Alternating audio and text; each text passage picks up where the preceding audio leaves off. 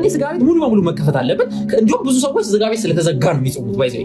ስለዚህ ትክክለኛ የሚጾም ሰው ይጾም። እናንተ ስለጾማችሁ እንዴ አጾጾሙ ብዙ ሰው ልክ አይመስለኝም። አጾጾሙ አንዳንዴ የምትጾሙ ሰዎች በጣም የማይጾሙ ሰዎችን አቢዩዝ ታደርጋላችሁ። በኢሳት ያለማችን መነጋገሪያ ቤንያሚን ኔታንያሁ የእስራኤሉ ጠቅላይ ሚኒስትር በህይወት አሉ ወይ የሚለው ጥያቄ ነው። ውሸት እንደሆነ ለማስረዳት እንግዲህ የተለያዩ ሰዎች በኤአይ ሌላ ቪዲዮ እየሰሩ ይገኛሉ። ጆ ባይደንን እያስገቡ የተለያዩ መሪዎችን እያስገቡ ማለት ነው። እስራኤል ጠቅላይ ሚኒስትር ቤንያሚን ኔታንያሁ እንግዲህ የተለያዩ ቪዲዮዎችን በአሁኑ ላይ ፖስት ያደርጉ የሚገኙት አልሞትኩም ለማለት ነው። እንግዲህ አንድ ረዘም ያለ ቪዲዮአቸውን አልሞትኩም ለማለት እየተንቀሳቀሱ ግን ይሄን ቪዲዮ ራሱ ከክሪቲሲዝም ወር ደግሞ ከተለያዩ ጥያቄዎች አላመለጠም ማለት ነው። የምትመለከቱት እንግዲህ በቤንያሚን ኔታንያሁ እንቅስቃሴ ያደርጉ ባለበት ሰዓት ላይ እንትናቸው ቀለበታቸው ነው የምትመለከቱት። ከቪዲዮ ደግሞ 5 ሰከንድ በኋላ እንደምትመለከቱ ከጣታቸው ላይ ቀለበቱ ይጠፋል ማለት ነው። እንግዲህ አሁንም ሰዎች ክሌም ያደርጉ የሚገኙት ቤንያሚን ኔታንያሁ በህይወት እንደሌሉ እንደሞቱና የተለያዩ ቪዲዮዎች የሚለቁት የቤንያሚን ኔታንያሁ በኤአይ ወይ ደግሞ በአርቲፊሻል ኢንተለጀንስ የተቀነባበሩ መሆናቸው ነው። የድንግል ማርያምን ምስል በወርቅ ሰርተ ነበር። ስንት ጨረታ ላይ ስንት ተሸጠ? እዛን ሰዓት 5 ሚሊዮን ብር ተሽጦ ነበር።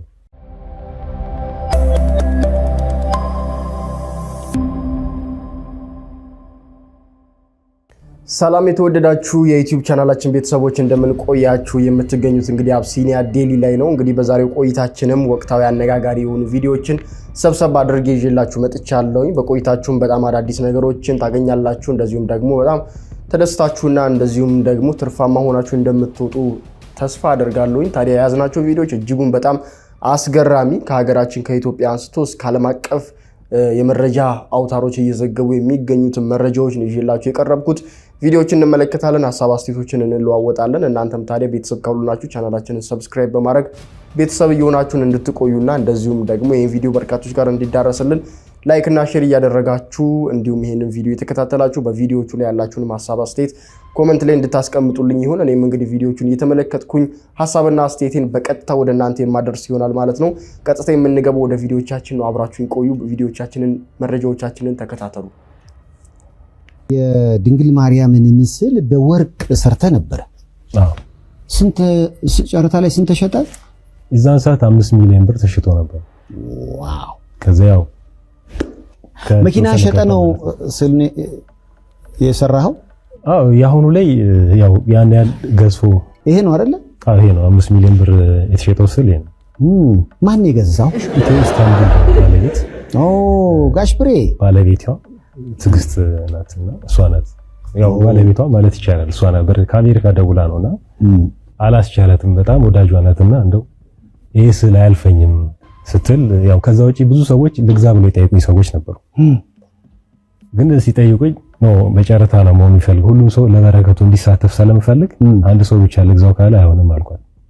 ስለዚህ እሷ የዛን ሰዓት 1 ሚሊዮን ብር ወሰዳለች። ሌላም ሰው እንደዛ ላይ አይሆንም አልኳት። ችግር የለውም 1 ሚሊዮን በላይ ላታውጪ ትችያለሽ፣ ጨረታው ላይ ተሳተፊ አልኳት።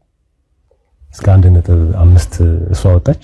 የሌሎቹ ደግሞ ይሄ ማዳበሪያ ምናምን የሚባለው ነገር ተጠማመረና ስዕሉን እሷ አሸነፈች ማለት ነው። በ1.6 አምስት 3.2 ተሸጠ ማለት ነው። ዋው! አሁን እዚህ ስዕል ላይ የወርቁ ፓርቲ የትኛው ነው ማለት? ጸዳሉ ማለት ሙሉ ለሙሉ ጸዳል። ይሄ ክቡ አለ አይደለ? ጸዳሉ እሱ ሙሉ ወርቅ ነው። ሙሉ ለሙሉ ወርቅ፣ እውነተኛ ወርቅ ነው የተጠቀምኩት። ዋው! ለስዕል ተብሎ የሚዘጋጅ ወርቅ አለ። ይሄንን ለመስራት አሁን ለምሳሌ የሆነ መነሻ ነገር አንድ ነገር ለማድረግ ብዙ ጊዜ የሆኑ ሰዎች ይሄን ቦታ ይቼ ምናምን ሊሉ ይችላሉ። አሁን ሳሊ ጌች ይሄንን ስር ለመሳል እንደ መነሻ የሆነው ሐሳብ አለ። በየትኛውም ዳይሬክሽን እኔ ለመቤታችን የሆኑ ነገሮች ንጹህ እንዲሆኑ እመኛለሁ። ከዛ አንፃር ይሄ የውሸት ነገር ቀላቅዬ ማድረግ አልፈልግም። እንግዲህ ምንም ጭማሪ ባላደርግም በወርቅ አድርጌ ልቀርብ ቻልኩ ማለት ነው። ዋው! መኪናን ያሸጠ የወርቁ ግዢ ነው ወይንስ ሌላ ምክንያት? ኖርማሊ ምንድነው ሊያሸጥ ይችላል። እኔ አሁን ብዙ ጊዜ መኪናው ተራ ነገር ነው፣ ቁስ ነው ያልፋልና ከዛም በላይ ለሷ ይገባታል። ያው እኔ ህይወቴንም እስከ መስጠት ደረጃ ነው ማስበው። ማለት ትኬት የለውም። ለምሳሌ እሱ መስራት ሳስብ እኔ ሁሌ እላለሁ ስሜቴ መንግስተ ሰማያት መግባቱ አይደለም የሚናፍቀኝ የእግዚአብሔር ጥሩ መሳሪያ ሆኖ ለሱ መገልገያ ሆኖ ከሀጣኑ ጋር ሆኖ እንኳን ማለፍ ጽድቅ ነው ብዬ ቆጥረዋለሁ። እንግዲህ በጣም አስገራሚ ነው። የማርያምን ስዕል በወርቅ ስሎ ከዚህ በፊት እንግዲህ ለጨረታ አቅርቦት በውድ ዋጋ እንደተሸጠ እንግዲህ ተመልክታችኋል። አሁን ደግሞ በዳይመንድና በወርቅ አንድ ላይ በመሳል እንግዲህ ለጨረታ በቅርቡ እንደሚቀርብ ወይም ደግሞ ለጨረታ እንደሚወጣ እንደዚሁ ተናግሯል ማለት ነው። በጣም የሚያስገርመው ታዲያ የዚህ ስዕል በዳይመንድ እና በወርቅ የተሳለው ማለት ነው ገቢው ከሽያጩ ላይ ማለት ነው ያው እንግዲህ መጨረሻ ላይ ምን ያክል ገቢ እንደሚያደርግ ተናግሯል። የስዕሉ ሽያጭ ለመቄዶንያ ገቢ እንደሚያደርግ እንደዚሁ ወይም ደግሞ ለመቄዶንያ ድጋፍ እንደሚያደርግም ተናግሯል ማለት ነው። ምን ያህል ፐርሰንቱን ነው ለመቄዶንያ ገቢ የሚያደርገው የሚለውን በዛ ዕለት ሰርፕራይዝ አደርጋለሁ ብሏል ማለት ነው።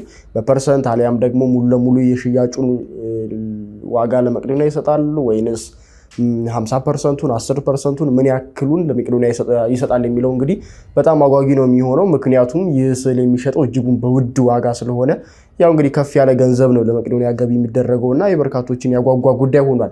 ይሄንን ምላችሁ እንግዲህ የመጀመሪያው በወርቅ ብቻ የተሳለው ስዕል ከ5 ሚሊዮን አካባቢ እንደተሸጠ እንግዲህ በራሱ አንደበት ሰምታችኋል ማለት ነው። በጣም የሚያስገርም ነው። እንግዲህ በዓለማችን ላይ የተለያዩ ስዕላቶች በውድ ዋጋ ለጨረታ ቀርበው ይሸጣሉ። ዓለማዊ ስዕላቶች እንደዚህ መንፈሳዊ ስዕላቶች በውድ ዋጋ ሲሸጡ አንመለከትም እምብዛም ነውና እንደዚህ መለመዱ ወይም ደግሞ ልክ የስዕሉ ወይም ደግሞ የቅዱሳን ስዕላት ክብራቸውን በሚመጥን መልኩ እንግዲህ ተስለው በእንደዚህ አይነት መልኩ በውድ ዋጋ መሸጥ መቻላቸው በጣም ደስ የሚያሰኝ ጉዳይ ነው። ያው እንግዲህ ከሽያጩ ባለፈ እነኚህ ቅዱሳን ስዕላት ቤተክርስቲያን ለመንፈሳዊ አገልግሎቶች እንደዚሁም ደግሞ ለአምልኮ ስነ ስርዓቶች እንደምትገለገልባቸው ይታወቃል። በቤተ መቅደስ ውስጥ እንግዲህ ሰዎች በምስጋና ተንበርክከው ፊታቸው ጸሎትን የሚያደርሱበት የሚለምኑበት ቅዱስ የሆነ የቤተክርስቲያን መገልገያ ዕቃ እንደሆነ ይታወቃልና በጣም ደስ የሚያሰኝ መረጃ ስለሆነ በዚህ አይነት መልኩ ወደ እናንተ አድርሻለሁ። እስኪ በዚህ ጉዳይ ላይ ምን አይነት ሐሳብ አላችሁ? ኮሜንት ላይ አስቀምጡልኝ። እኔ ግን ልቀጥል። እየተደረገ ያለው የኢራን ምናምን ጦርነት በዚሁ ከቀጠለና ደግሞ የየመኑ አማጺ የቀይ ባህርን መስመር እዘጋለሁ እንዳለው ከዘጋ እያዳሚ በረሃብ እንደምትሞቺ ታውቂያለሽ? በጣም ብዙ ሰው ይሄን የሚያውቅ አይመስለኝም። አሁን ለምሳሌ ኢትዮጵያ ውስጥ ከሚታረሰው መሬት 99% በማዳበሪያ ነው እህል የሚያበቅለው። ያለ ማዳበሪያ የሚያበቅል መሬት የለን። በገዛ እጃችን መሬታችን የማዳበሪያ ሱሰኛ አድርገናል። እና ማዳበሪያ ደግሞ የሚመጣው በመርከብ ነው። ታውቃላችሁ አይደል? እና ማዳበሪያ የለም ማለት እህል የለም ማለት ነው። ሊትራሊ እህል የለም ማለት ነው። እህሉ ሊበቅል ይችላል ግን አያፈራም። የሚያፈራው ፍሬ በጣም ትንሽ ነው። እና ማህበረሰብ ጅልና ሞኝ ሆነን ነገሮችን ቀድመን ማሰብ ቀድመን ማስተካከል ሲገባን ዝም ብለን ተቀምጠን አሁን አይን ያፈጠጠ ችግር ከፊታችን የመጣ ይመስለኛል። እዚህን የገበሬ ማህበረሰብ ችግር የመፍታትም ሆነ የእኛን ሆድና ከርስ የመሙላት ኃላፊነቱ መልሶኛ ላይ የወደቀ ይመስለኛልና ምን እያሰባችሁ ነው? ምን ብናደርግ ይሻላል ብላችሁ ታስባላችሁ? ሀሳብ ሴታችሁን አጋሩኝ። እንግዲህ የመካከለኛው ምስራቅ ጦርነት ለዓለም እንግዲህ ዘርፈ ብዙ የሆነ ጉዳትን እያስከተለ ይገኛል።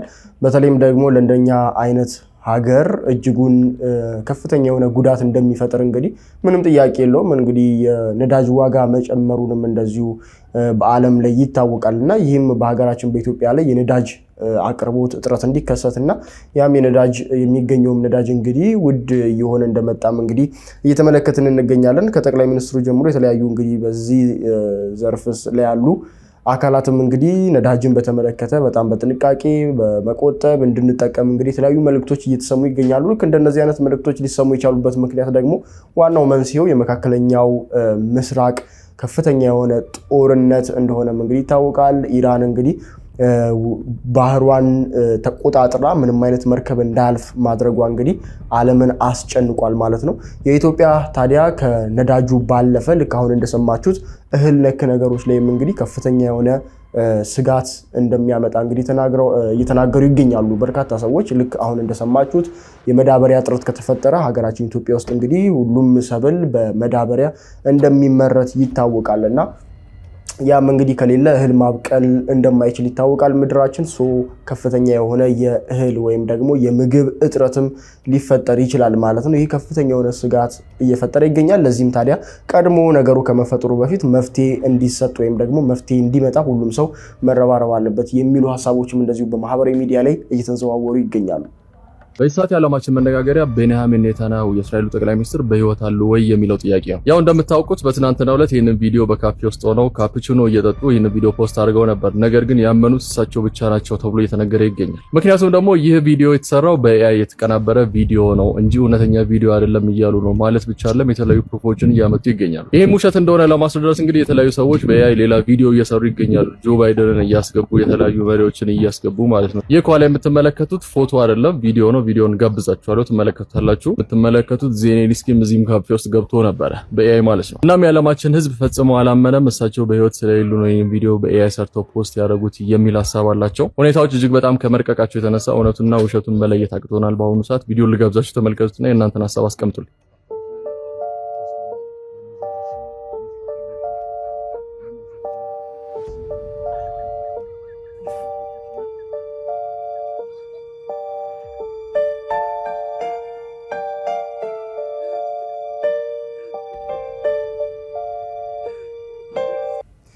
እንግዲህ የእስራኤሉ መሪ ቤንያሚን ኔታንያሁ እንግዲህ አልሞትኩኝም በህይወት አለው እያሉ ይገኛሉ። ነገር ግን በርካታ የዓለም ሀገራትም ይህንን ነገር ወደ አለማመኑ እየሄዱ ነው። ወይም ደግሞ ማህበራዊ ሚዲያው ላይ በርካቶች ይህንን ጉዳይ ኤአይ ነው እንጂ የምር ቤንያሚን ኔታንያሁ ሞተዋል የሚሉ መረጃዎች እንደዚሁ የተንሰራፉ ይገኛሉ። እሳቸው ግን አልሞትኩኝም እያሉ በቪዲዮ በተለያዩ ቪዲዮዎች እንግዲህ ልክ ካፌ ውስጥ እንደዚህ ቡና ሲጠጡ እንደዚሁም ደግሞ ከወታደሮቻቸው ጋር እንደዚሁ የተለያዩ ቪዲዮዎችን ኢንተርቪው ያደረጉ ለማረጋገጥ ብዙ ሲጥሩ እየተመለከትን እንገኛለን። የኢራን ቲቪ ግን ቤንያሚን ኔታንያሁን ጨምሮ ሌሎችም ጀነራሎች እንደዚሁም ደግሞ የተለያዩ የጦር አመራሮች የእስራኤል ባለስልጣናትን ጨምሮ እንደገደለችና እንደዚሁም ደግሞ እንደሞቱ ዘግባለች ማለት ነው ኢራን።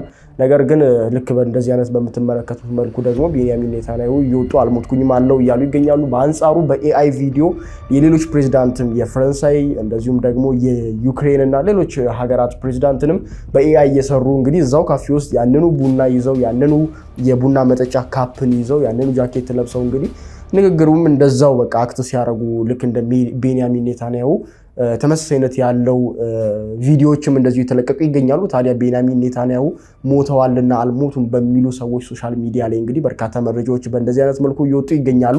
እስኪ ሌሎችንም መረጃዎች ወይም ደግሞ ቪዲዮዎችን ልጨምርላችሁ። ሞተዋል እየተባለ ሲወራባቸው የነበሩት የእስራኤል ጠቅላይ ሚኒስትር ቤንያሚን ኔታንያሁ እንግዲህ የተለያዩ ቪዲዮዎችን በአሁኑ ሰዓት ላይ ፖስት ያደርጉ የሚገኙት አልሞትኩም ለማለት ነው። እንግዲህ አንድ ረዘም ያለ ቪዲዮአቸውን አልሞትኩም ለማለት እየተንቀሳቀሱ ከእስራኤል ወታደሮችና ከእስራኤል ህዝቦች ጋር እየተንቀሳቀሱ የራሳቸውን ኢንተርቪው ያደርጓቸው ያወሯቸው የሚያሳዩበት ቪዲዮአቸው ማለት ነው። ግን ይህን ቪዲዮ ራሱ ከክሪቲሲዝም ወር ደግሞ ከተለያዩ ጥያቄዎች አላመለጠም ማለት ነው። የምትመለከቱት እንግዲህ በቤንያሚን ኔታንያሁ እንቅስቃሴ ያደርጉ ባለበት ሰዓት ላይ እንትናቸው ቀለበታቸው ነው የምትመለከቱት። ከቪዲዮ ደግሞ 5 ሰከንድ በኋላ እንደምትመለከቱ ከጣታቸው ላይ ቀለበቱ ይጠፋል ማለት ነው። እንግዲህ አሁንም ሰዎች ክሌም እያደረጉ የሚገኙት ቤንያሚን ኔታንያሁ በህይወት እንደሌሉ እንደሞቱና የተለያዩ ቪዲዮዎች የሚለቁት የቤንያሚን ኔታንያሁ በኤአይ ወይ ደግሞ በአርቲፊሻል ኢንተለጀንስ የተቀነባበሩ መሆናቸው ነው። ሞር መረጃዎች የሚወጡ ከሆነ ማሳውቃቸው ይሆናል። ጦርነቱ አሁንም ቀጥሏል። እንግዲህ አፕዴት ለማድረግ መቼም ቦታ ጋር ድረስ አፕዴት አደርጋቸዋለሁ። ይመቻችሁ። የእስራኤሉ ጠቅላይ ሚኒስትር ቤንያሚን ኔታንያሁ ሞቷል ብሎ የሚያምኑ ሰዎች በዚህ ጦርነት ምክንያት ፖለቲካ መከታተል የጀመሩ ሰዎች መሆናቸውን ነው መረዳት የምንችለው። ምክንያቱም ምንድነው እስራኤል ዲሞክራሲያዊ ሀገር ነው። ጠቅላይ ሚኒስትሩ ከሞተ ጠቅላይ ሚኒስትሩ መሞቱ ታውጆ ከዛ በኋላ በህገ መንግስቱ መሰረት ጠቅላይ ሚኒስትር ይሾማል። አለቀ። አያቶላ አይደለም፣ ሙላ አይደለም፣ የሆነ ንጉስ አይደለም ሀገሪቱን የሚመራው። የእስራኤል መከላከያ ጠቅለል ያለ ሪፖርት አውጥቷል። በዚህ ሪፖርት መሰረት እስካሁን ድረስ በአየር ጥቃት ከ5,000 በላይ የኢራን መከላከያ አባላቶች መገደላቸውን ማረጋገጥ ተችሏል። በትንሹ 7% የሚሆን የሚሳይል ላውንቸር ወድሟል። ስለዚህ 30% ነው የሚቀረው። 30% ሲወድም ኢራን ሚሳይል መተኮስ ታቆማለች ተብሎ ነው የሚታሰበው። ኢራን እስካሁን ድረስ ባለው ወደ እስራኤል 360 ሚሳይሎችን ተኩሳለች። ይሄ ክሩዝ ሚሳይልና ባሊስቲክ ሚሳይል ነው። ከ93-95% ኢንተርሰፕት ተደርጓል። የቀረው ኢንተርሰፕት ያልተደረገው እስራኤል ላይ የተወሰነ ጉዳት አድርሷል። ኦፕሬሽን ራይዚንግ ላይን ተብሎ የመጀመሪያ ዙር የ12 ቀን ጦርነት ከተደረገ በኋላ ኢራን በትንሹ 1000 ባሊስቲክ ሚሳይል ገንብታለች ተብሎ ነው የሚታሰበው። አሁን ባለው ሁኔታ ፕሮዳክሽን ቶታሊ ቆሞ፣ ምክንያቱም እያንዳንዱ የሚሳይል ፋክተሪዎች እየተደበደቡ ስለሆነ አንደርግራውንድም ቢሆን የአሜሪካና የእስራኤል ቦምቦች መድረስ የማይችሉበት ቦታ እዛም ቢሆን ግንባታ አቆሙ። ያንን አሜሪካ እንዴት ያፈርሱታል የሚለው ነገር ስፔሻል ፎርስ ሲጠቀሙ ይሁን ራሳቸው ጦር አዝምተው ይገቡ ይሁን ብቻ የሆነ ነገር አድርጎ ማፍረስ ካልቻሉ በስተቀር ያው ወደፊት እንደገና ሪዚዩም ማድረጉ አይቀርም። የእስራኤል መከላከያ ወይም አየር ኃይሉ 120 ራዳር ሲስተም አውድሟል። 100 ኤር ዲፌንስ ሲስተም ወድሟል። በዚህ ጎን ለጎን ጦርነቱ በሂዝቦላም በሊባኖስም በኩል እንደተጀመረ ይታወቃልና ደቡብ ሊባኖስን ምናልባትም ወደ ራሷ ተቀላቅላለች ተብሎ ይታሰባል። አሁን ባለው ሁኔታ የሂዝቦላ ኬፓቢሊቲ 15,000 የማይበልጥ ሮኬቶች በእጁ ላይ እንዳለ ነው የእስራኤል አሰስመንት የሚናገረው። አምና ግን ጦርነት ከሂዝቦላ ጋር ሲጀመር 150,000 ሮኬት ነበሩ ሂዝቦላ። በዛ በአምና ጦርነት ነው እስራኤል ይሄን ሁሉ ጭዳ ያደረገችው። አሁን 15,000 ይቀራል። 15,000ን ምን ያክሉን ይተኩሳል? እስከዛ ድረስስ 15,000 በሙሉ እስከተኮስ ድረስ እስራኤል ዝም ብላ ታያለች ወይ የሚለው ነገር ያው አብረን የምናየው ይሆናል። አሁን ባለው ሁኔታ ግን ደቡብ ሊባኖስ ብዙ የሂዝቦላ መኖሪያዎች፣ ማሰልጠኛዎች፣ የፋይናንስ ተቋማት በሙሉ እስራኤል እያፈራረሰች ነው። ምናልባትም ባለፈውም እንደነገርኳችሁ ቀስ ቀስ ያለ እግረኛ ጦር ወደ ደቡብ ሊባኖስ እየገባ ይገኛልና ደቡብ ሊባኖስን ለአንድና ለመጨረሻ ጊዜ ወደ እስራኤል ይጠቀልላል ተብሎ ይታሰባል። ለምን መሰላችሁ? እስራኤል ደቡብ ሊባኖስን ካልተቆጣጠረችና ለራሷ ወስዳ እዛ ላይ ሰትልመንት ካልሰራች በስተቀር ሂዝቦላ እስካለ ድረስ ሮኬት መወንጨፍ ምንም አይቀር ነገር ነው። ጋዛንም እስራኤል ካልወሰደች የራሷ ግዛት አድርጋ እንደገና ካላለማቸው በስተቀር እዛ አካባቢ ልማት የሚፈልግ ሰላም የሚፈልግ ኃይል የለም። ዝም ብሎ በቃ ኢራን ሮኬት ትሰጣለች፣ እየተኮሰ ይዝናናል በተኩስ። ስለ ውሃ አይመለከተውም፣ ስለ ምግብ አይመለከተውም፣ ስለ ትምህርት አይመለከተውም፣ ስለ ፍልስጤማውያን፣ ስለ ሊባኖሳውያን ጤና ፕሮግረስ ምንም የሚመለከታቸው ነገር የለም። ዝም ብሎ በቃ የተሰጠው ሮኬት እየተኮሰ እንጆ ያደርጋል። ስለዚህ ምንድን ማድረግ ያለብን ያን አካባቢ ወደ ራስ ተጠቀልለውና ታለመዋለህ። አሜሪካን ባለው ሁኔታ የኢራን የራዳርና የኤር ዲፌንስ ስለጨረሰች ዝቅ ብሎ እየበረሩ የኢራንን መከላከያ ሰራዊትና ሚሊሻዎችን የሚገሉ ኤቴን የተሰኘ ኤርክራፍት ማሰማራቷን ማወቅ ተችሏል። የተኮሱ መሳሪያዎችን ነው የታጠቁት። ዝቅ ብሎ ነው የሚበሩ፣ ምክንያቱም የሚያሰጋ ራዳር በአሁኑ ሰዓት ስለሌለ ዝቅ ብሎ ወታደሮች ምናምን የመልቀም ስራ ነው የሚሰሩትና ልክ እግረኛ ወታደር እንደገባ በሉት 3900 ራውንድ መተኮስ የሚችል ኤርክራፍት ነው እና በጣም አስጊ ሆኗል ለኢራን ወታደሮች። እንግዲህ በእንደዚህ አይነት መልኩ የፕሬዚዳንት የጠቅላይ ሚኒስትር ቤንያሚን ኔታንያሁን ሞትን እንግዲህ በእንደዚህ አይነት መልኩ በርካቶች ሀሳባቸውን እያጋሩ ይገኛሉ። ግማሹ እንግዲህ ሞቷል የሚል ጥርጣሬ እያንጸባረቀ ይገኛል። ግማሹ ደግሞ የእስራኤል ጠቅላይ ሚኒስትር ሞቷል ብሎ ማሰብ በዚህ ሰዓት ቀልድ ወይም ደግሞ በጣም የዋህነትም ሊሆን ይችላል ሲሉ ሀሳባቸውን የሚሰነዝሩ አልጠፉም። ቢሞቱ እንኳን ይሄን ያህል ትልቅ ጉዳይ አይደለምም ሲሉ እንግዲህ ሀሳባቸውን የሚሰነዝሩ አሉ። በማህበራዊ ሚዲያ ላይ የተለያዩ ሀሳቦች እየተዘዋወሩ ይገኛሉ በዚህ ጉዳይ ላይ ማለት ነው። እስካሁን ድረስ ቬሪፋይድ የተረጋገጠ በጠቅላይ ሚኒስትሩ ሞት ጉዳይ ላይ የለም። ሁሉም መላምታዊ የሆነ ሀሳብና አንዳንድ የተመለከቷቸውን ያገኟቸውን የተለያዩ መረጃዎችን ነው ሲያጋሩ የተመለከትን የምንገኘው። ስለዚህ እየተከታተልን ይህንን ጉዳይ ወደ እናንተ የምናደርስ ይሆናል። እናንተ ግን በዚህ ጉዳይ ላይ ምን አይነት ሀሳብ አላችሁ የሚለውን ደግሞ ኮመንት ላይ ያስቀምጡልኝ። እንቀጥል። የሁሉም ሰው ጥያቄ በዚህ ሰዓት ሰሜን ኮሪያ ወደ አሜሪካ ኒውክለር ሚሳኤል ብትተኩስ ምንድን ነው የሚፈጠር፣ ወይ ደግሞ እዚህ ጦርነት ውስጥ ምናልባት ብትሳተፍ ምን ይፈጠራል የሚለው ነገር ነው ሁሉንም አሁን ጥያቄ የሆነበት ማለት ነው። ባይዘዌ ትራምፕ አሁን ከመመረጡ በፊት በባለፈው ምርጫ ጊዜ ሰሜን ኮሪያ በጣም የሆነ ሰዓት አስቸግራ ነበርና አሜሪካን እመታለሁ ምናምን ስትል ነበርና ትራምፕ ምንድን ያላት በአሁኑ ሰዓት በባለፈው ጊዜ ማለት መንግስት በነበረ ጊዜ አይደለም እኛን ያለው አይደለም አሜሪካ ፕሮቴክት የምታደርጋቸውን ሀገር እነ ሳውዲን እነ ዱባይን እነ እስራኤልን እነ ደቡብ ኮሪያን ብትነካ ነው ያለው። ብትነካ ለታሪክ ነጋሪ እስከማይቀር ድረስ ለአንዴና ለመጨረሻ ጊዜ ዋይፕ አውት ነው የምናረጋት ቃል በቃል ነው ያለው። ሰሜን ኮሪያ የምትባል ሀገር እዚህ ጋር ነበረች ነው የሚባሉ ማንም ለታሪክ ነጋሪ አንድ ሰው አይተርፍም ነው ያለው። እና ይሄ ነገር እውነት ነው። አኒ ጃኮብሰን የተባለች በጣም በቃ ተመራማሪ የኒኩላር ተመራማሪ ኒኩላር ዋር ሚል መጽሐፍ ጽፋለች። እንዲሁም ደግሞ ዘ ፔንታጎን ብሬን የሚባል መጽሐፍም ጽፋለች። በጣም ትልልቅ መጽሐፍ ማለት በጣም ትልልቅ ሪካርድ የሰበሩ በሽያጭ ማለት ነውና እሷ ተጠይቃ ነበርና እሷ በጣም ብዙ በቃ ይሄ አለ አይደለ የስለላ እንትኖችን ነው የምትሰራው። በጣም እንደውም ከሲአይኤ የባሰች ሰላይ ናት ማለት ትችላላችሁ። እያንዳንዱን አሜሪካ ውስጥ የሚከናወነውን ከመሳሪያ ጀምሮ የተለያዩ ነገሮችን ይፋ ታወጣለች። እንደውም እየተቃወሟት ነበር። የሀገራዊ ሚስጥር ነው እንዴት እንትን ያለች እየተባለ ብዙ ሰዎችን ታናግራለች። ሲአይኤ ውስጥ ስልጣን ላይ ያሉ ሰዎችን ምናምን በዚህ ጉዳይ ላይ ምንድን ያለችው የሰሜን ኮሪያው ይሄ የመጨረሻው ሌተስቱ የሰሩት ባላስቲክ ሚሳኤል ኒኩላር ተሸክሞ ቢመጣ ካለፈ እስከ 2 ሚሊዮን የአሜሪካ ዜጎችን ሊጨርስ ይችላልች።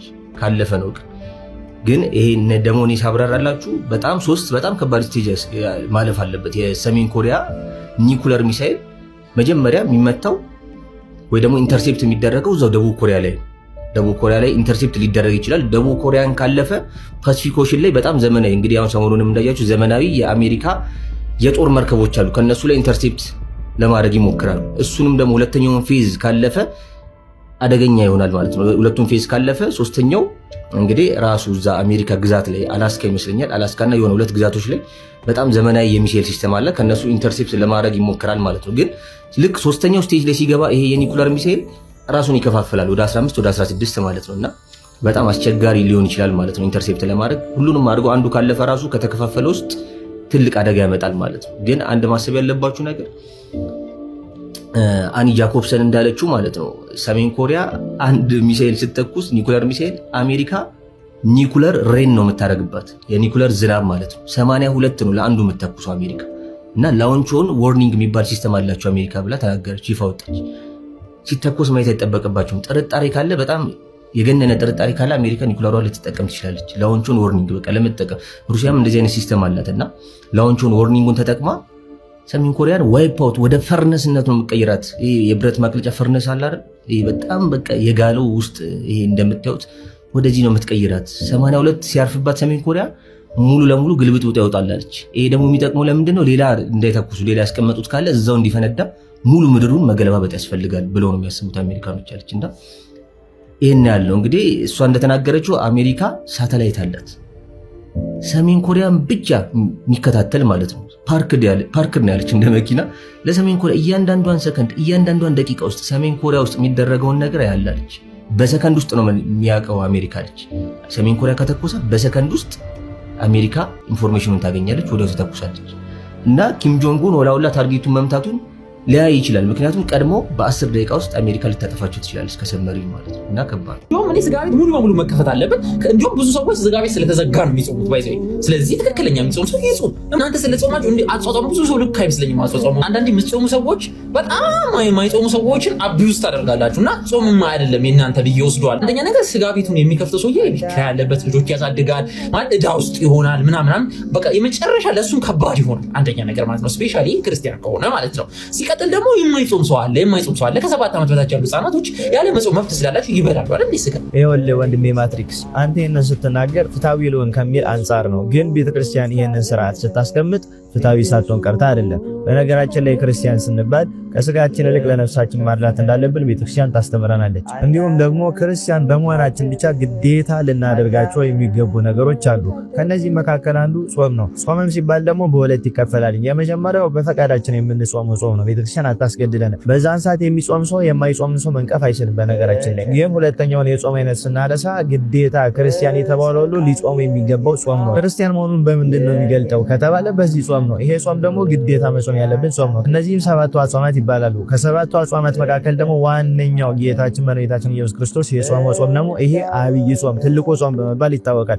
በዚህ ጾም ጊዜ ታዲያ ክርስቲያን ተብሎ ምንም ያህል ቢቸገር ለምን እንዲህ ያደርጋል የሚል ጥያቄ ማንሳት አለብን። ችግር የለውም የታመመ ሰው ቢኖርስ ህፃናት ቢኖርስ እንደዚህ አይነት ንግግሮች ለዘብተኛ ክርስቲያኖች እንዲፈጠሩ እያደረገ ነው። ለዘብተኛ ክርስቲያን ደግሞ ለቤተክርስቲያን የማያስብ ለስጋው ለሆዱ ብቻ የሚያደላ ክርስቲያን ነው። ስለዚህ እንደዚህ አይነት ንግግሮች ክርስቲያኖችን የሚያለዝቡ ግዴታቸውን እንዳይወጡ የሚያደርጉ ንግግሮች ናቸው። ምክንያቱም ሃይማኖት ያለ ምግባር ምግባር ያለ ሃይማኖት አይቆምምና እኛ ሃይማኖት አለን፣ ምግባር የምንሰራው ደግሞ በአጽዋማት በጸሎት በስግደት ነው። ክርስቲያን ተብሎ 7ቱን አጽዋማት የማይጾም ክርስቲያን ክርስትናውን በምን ይገልጠዋል ታዲያ? ክርስቲያን ሊባልበት የቻለበት አንዱ ምክንያት በክርስቶስ ነው። ስለዚህ ክርስቶስ ደግሞ እኔ ቅዱስ ነኝ እናንተ ቅዱሳን ነው ብሎ ተናግሯል። ቅድስና ልናገኝ የምንችለው ደግሞ በእነዚህ ስራዎች ውስጥ ስናልፍ ነው።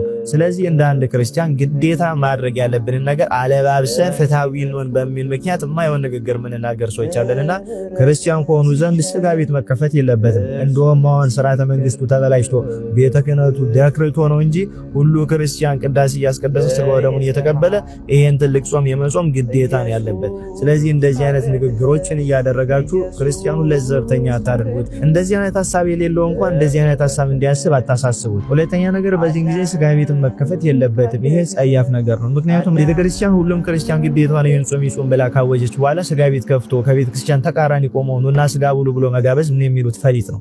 ስለዚህ ሁላችሁም እንደዚህ አይነት ለዘብተኛ እንደዚህ አይነት ደካማ ሐሳብ ያነሳችሁ ክርስቲያኑን አታዳክሙት። የሚገስጽም ካለ ይገስጽ፣ የሚናገርም ካለ ይናገር። ከቤተክርስቲያን አንፃር ቆሞ ግን ከነዚህ ከሚያጠፉት አንፃር ቆሞ ፍትሃዊ መስሎ እነሱን የመደገፍ አይነት ስትራቴጂ ብታቆሙ መልካም ነው። ክርስቲያን ኮንክ ደግሞ 7ቱን አጽዋማት የመጾም ግዴታ ነው ያለብህ። በሌላ አጽዋማት ጾመ ጽጌ፣ ጾመ ፍልሰታ እነዚህ ግዴታ አይደሉም። የሚጾም ሰው የማይጾሙትን መንቀፍ የለበትም። በእነዚህ አጽዋማት ጊዜ ግን ክርስቲያን ከተባልክ ይህንን ግዴታ የመወጣት ኃላፊነት አለብህ። ስለዚህ ወንድሜ ይሄን ንግግርን አስተካክለው። ይሄ ነገር ቢስተካከል መልካም ነው። ይቆያል። ኢትዮ ማትሪክስ እንግዲህ ይሰኛል። ማህበራዊ ሚዲያ ላይ በደንብ ታውቁታላችሁ ብዬ አስባለሁ። ካላወቃችሁት የተለያዩ ታሪካዊ የሆኑ ማብራሪያዎችን ወይም ደግሞ ታሪኮችን እያነሳ የሚነግረን ወንድማችን ነው። ነገር ግን አሁን ላይ ያነሳው ወይም ደግሞ እንደ ሐሳብ የሰጠው ጾምን በተመለከተ ትክክለኛ የሆነ ሐሳብ አይደለም። ያም እንግዲህ በሰፊው እንግዲህ በወንድማችን ተገልጿል ማለት ነው። ቤተክርስቲያን የምትነግረንን ቤተክርስቲያን የምታስተላልፈውን ነገር ሁልጊዜ ከቤተክርስቲያን ጎን በመቆም ልንተገብረው እንደሚገባ እንግዲህ በሰፊው አንስቶልናል፣ ነግሮናል። ትክክል ነው። ነገር ግን ኢትዮ ማትሪክስ በቀዳሚነት ያነሳቸው ሐሳቦች ትክክል አይደሉም። ጾም አያስፈልግም ወደሚሉ ደረጃዎችም የሚገፋፉ ነው እናገኛቸዋለን። በተለይም ደግሞ ህፃናት ላይጾሙ ይችላሉ። እንደዚሁም ደግሞ ያ ስጋ ቤት ያለው ሰውዬ እኮ የቤት ኪራይ ያለበት ሌሎች ውሃ የማያነሱ ሐሳቦችም እንደዚሁ ተነስተዋል፣ ወይም ደግሞ ምክንያቶችም ተነስተዋል። የዛ ቤት የስጋ ቤት ባለቤት ለዚህ የአብይ ጾም ታርጌት አድርጎ መስራት መቻል አለበት። ልክ ይህንን ጾም እያሰበ መስራት መቻል አለበት። በዚህ ጾም ስለማልከፍት ስራዬን ስለማቆም ስለምዘጋ ብሎ ቀድሞ አቅዶ መስራት መቻል አለበት እንጂ ገና ለገና የቤት ኪራይ ያለብኝ ተብሎ ይሄ ቤተክርስቲያን የምታዘው ትልቁን የጌታችን መድኃኒታችን የኢየሱስ ክርስቶስን ጾም እንደዚሁ ለዓለማዊ ወይም ደግሞ ለስጋዊ ነገር ብለን መሻር እንደሌለብን እናውቅ ይገባል። ሌላው ደግሞ ህፃናትን በተመለከተ ህፃናት ከ7 ዓመት በታች አይጾሙም ማለት እንደው ስጋም ለነሱ ማብላት አለብን እንደ ግዴታ ማለትም አይደለም። ምናልባት ላይጾሙ የሚችሉት እስከ 9 ሰዓት እስከ 6 ሰዓት እንደያቅማቸው እስከ 12 ሰዓት ላይሆን ይችላል ማይጾሙት እንጂ እንደኚህ የቅባት እህሎችን ግዴታ መመገብ አለባቸው የሚል ነገር አለ ብዬ እኔ በግል አላስብም። ቤተክርስቲያንም እንደዛ ታስተምራለች ብዬ አላምንም። ምክንያቱም ህፃናትም ቢሆኑም እኛ ኬት አምጥተን እናበላቸዋለን። ስጋ እንግዲህ ቤተክርስቲያን ኦርቶዶክስ ከሆነን በኦርቶዶክስ የተባረከ ወይም ደግሞ በኦርቶዶክስ አባት የተባረከ ስጋ ነው ልንበላ የምንችለው። ህፃናት ደግሞ በዛ ሰዓት ላይ መብላት ቢያስፈልጋቸው እንደ ግዴታ እንኳን ቢሆን ማን ባርኮ ይሰጣቸዋል የሚለው ራሱ ሌላ ጥያቄ ይዞ ስለሚመጣ ይሄን ነገርም ትክክል ነው ብዬ አላስብም። ብቻ በአጠቃላይ ኢትዮ ማትሪክስ ያነሳቸው ሐሳቦች እንደ ሐሳብ ብዙ ውሃ የሚያነሱ አይደሉም። ለዛም እንግዲህ ሰፋ ያለ ማብራሪያና መሆን የሚገባቸው በወንድማችን በተገቢው መንገድ ምላሽ ተሰጥቷል ብዬ አስባለሁኝ። እናንተም በዚህ ጉዳይ ላይ በደንብ ሐሳባችሁን እንድትሰጡና እንድታጋሩ ፈልጋለሁኝ። ውድ ቤተሰቦች እንግዲህ የዛሬው ቪዲዮቻችንና መረጃዎቻችን ወቅታዊ፣ አነጋጋሪ፣ ሀገራዊ፣ ዓለም አቀፋዊ መረጃዎቻችንና ቪዲዮቻችን እነኝን ይመስላሉ። እንግዲህ በቪዲዮቻችን በቆይታችሁ ደስ እንደተሰኛችሁ አዳዲስ ነገሮች እንዳገኛችሁ ተስፋ አደርጋለሁ። እንግዲህ በእንደነዚህ አይነት ቪዲዮዎች ዳግም የምመለስ ይሆናል አዳዲስ መረጃዎችን ይዤ ማለት ነው። እናንተ የተመለከታችሁት ቪዲዮ በርካቶች ጋር እንዲዳረስ እናንተ ያተረፋችሁበትን ሌሎች ተመልክተው እንዲያተርፉበት ላይክ እና ሼር ማድረግ እንደዚሁ እንዳይዘነጋ ለወዳጅ ዘመዶቻችሁ አጋሩ። እኔ ግን በቀጣይ ቪዲዮ እስከምመለስ ድረስ ለዛሬው እዚህ ጋር ለማብቃት ወደድኩኝ። ቸር ቆዩልኝ።